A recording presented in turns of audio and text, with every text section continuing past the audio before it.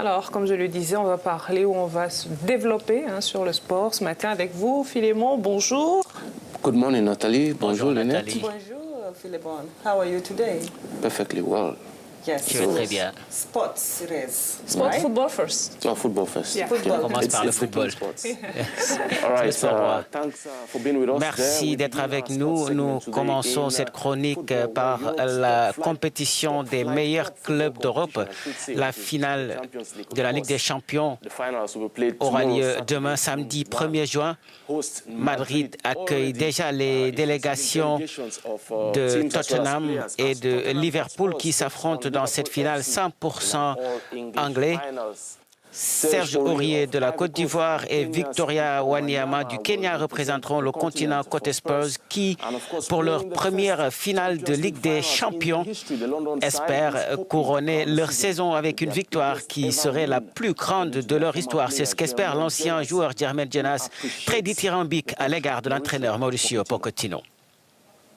Je pense que quand on regarde ce que Tottenham et Mauricio ont réussi à faire sans recrue en 18 mois environ, aucun nouveau joueur, la situation du stade. Le club était quasiment une risée lorsqu'il ne pouvait pas se déplacer dans le nouveau stade. La transition dans le nouveau stade, il y a eu beaucoup de problèmes avec beaucoup de blessures. Cela a probablement été la saison la plus difficile en tant que manager de Tottenham et pour certains joueurs également.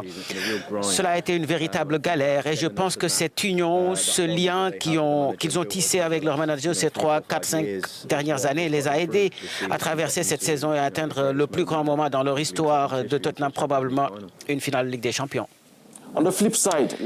Finaliste de l'année dernière, Liverpool verra 4 Africains remporter le trophée s'ils gagnent ce samedi avec Mané, Salah, Keita et Matip.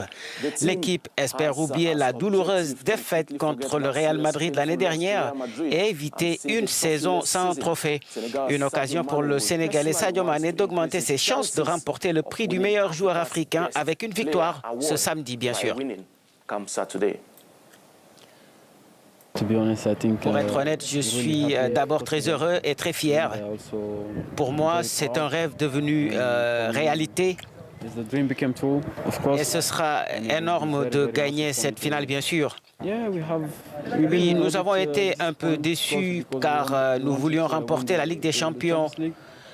Mais nous l'avons bien pris et comme vous pouvez le constater cette année, nous sommes à nouveau en finale. Je pense que c'est très important et un bon signal. Tirons profit de notre expérience de la saison dernière pour gagner cette saison. Eh bien, le match aura lieu à 20h GMT et puis notez la finale retour de la Ligue des Champions de la CAF ce soir. Avantage Espérance de Tunis, détentrice du trophée après le nul 1-1 sur le terrain du Wydad Casablanca. Le match débute ce soir à 21h. At exactly 21 o'clock GMT. We move over into Olympics where Parlons maintenant d'autre chose. La championne olympique du 800 mètres, Caster Semenya, a interjeté appel mercredi devant la Cour suprême fédérale suisse contre les règles imposant aux athlètes féminines de moyenne distance ayant un niveau naturel élevé de testostérone de le réduire par le biais de médicaments. Je suis une femme et une athlète de classe mondiale. L'I2AF ne me droguera pas et ne m'empêchera pas d'être ce que je suis, a déclaré Semenya. Elle avait perdu un recours le 1er mai devant le tribunal arbitral du sport qui estime que les règles de l'I2AF étaient nécessaires pour garantir l'équité dans les différentes compétitions. Caster Semenya a indiqué qu'elle demanderait à la Cour suprême fédérale suisse d'annuler la décision du TAS dans son intégralité. Et puis, Semenya a répété à plusieurs reprises qu'elle ne prendrait pas de médicaments pour se conformer à la réglementation entrée en vigueur le 8 mai et promis de continuer à concourir aux 800 mètres. Voilà, retrouvez plus d'informations sportives sur www.africanews.com et sur nos réseaux sociaux.